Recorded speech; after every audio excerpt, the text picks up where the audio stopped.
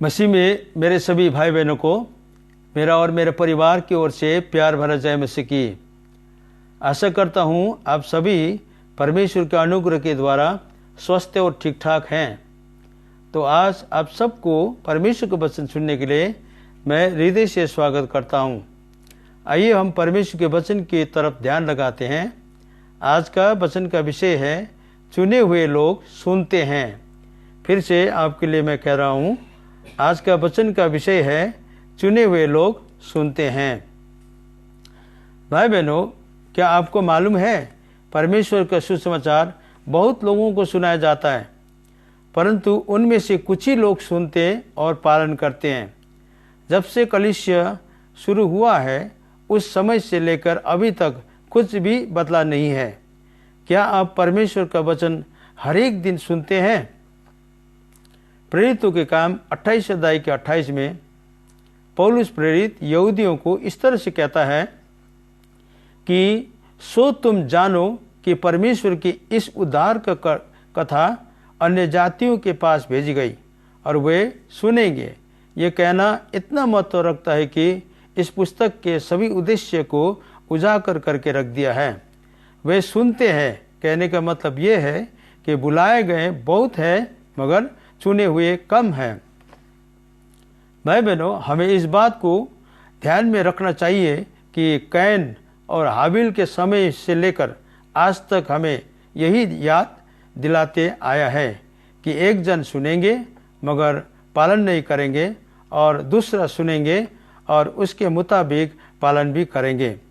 नूह, मूसा से लेकर हमारा उद्धारकर्ता प्रभु यीशु मसीह और पौलुस और हमारे समय तक यही चलता आ रहा है। इसलिए हमें परमेश्वर का वचन बिल्कुल खरा और मिलावट बिना प्रचार करना चाहिए और सुनना भी चाहिए। जो सुनते और पालन नहीं करते वो चुने हुओं में से नहीं है, मगर जो सुनते और पालन करते हैं वो चुने हुओं में से है। परमेश्वर ने प्रेरित पौलुस को रोम में सुसमाचार सुनाने और उसके वचन को सिखाने के लिए 2 साल वहाँ रखा। जब भी वो सुसमाचार और परमेश्वर के वचन सुनाता था और प्रचार करता था, यहूदी लोग उसे सुनना नहीं चाहते थे। वो लोग पौलुस के इस काम से बहुत क्रोधित होते थे। नूह ने भी आने वाले समय पर जल प्रलय होने का प्रचार किया तो बहुत सारे लोग उसको इस बात पर मजाक उड़ाने लगा था और मूर्ख का दर्जा भी दिया था। कोई भी सुनने और उस पर विश्वास करने का राजी नहीं था। मगर सचमुच में जल प्रलय हुआ। सब मजाक करने वाले मूर्ख बन गए और नाश हो गए, लेकिन नूह और उसके संग सभी 8 जन बच गए। भाई बहनों, आज भी पूरी दुनिया में परमेश्वर का सुसमाचार और वचन सुनाया जा रहा है। उसी तरह से होगा जैसे नूह के दिन में हुआ था। जो वचन को सुनना नहीं चाहते और बार बार इनकार करते हैं, वो कुछ समय के लिए नहीं परंतु अनंत के लिए अपना उद्धार को खो बैठता है। जो सुनते और पालन करते हैं वो अनंत के लिए उद्धार को प्राप्त करेगा। इसीलिए हमें परमेश्वर का वचन निरंतर सुनना और उसके मुताबिक पालन करते हुए परमेश्वर के पीछे चलते रहना है। हमें निराश नहीं होना है। और दुनिया में जो भटकाने वाली बातें बहुत से हैं, मगर इस भटकाने वाली बातों से हमें होशियार रहना है। क्या हम परमेश्वर को प्रतिदिन सुनते हैं?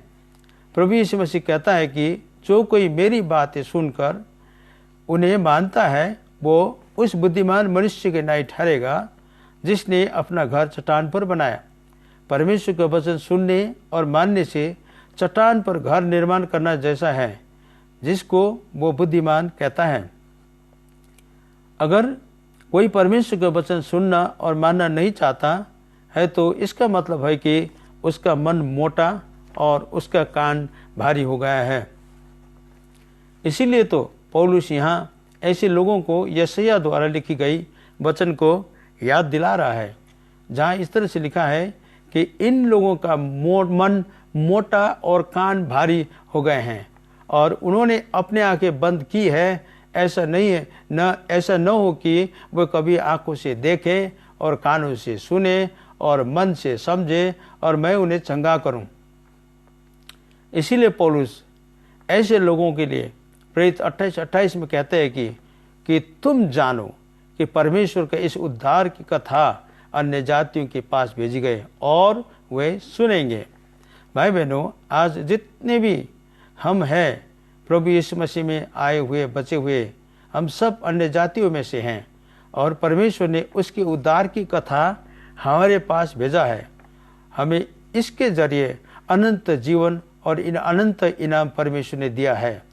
पहले हम परमेश्वर का वचन सुनने के लिए मंडली में जाया करते थे, दूर दूर हम परमेश्वर का वचन सुनने के लिए तरसते थे, लेकिन आज परमेश्वर ने हमको उस रास्ते में से, उस प्रकार के वचन सुनने में, जाने आने में परमेश्वर ने हमको रोक दिया है।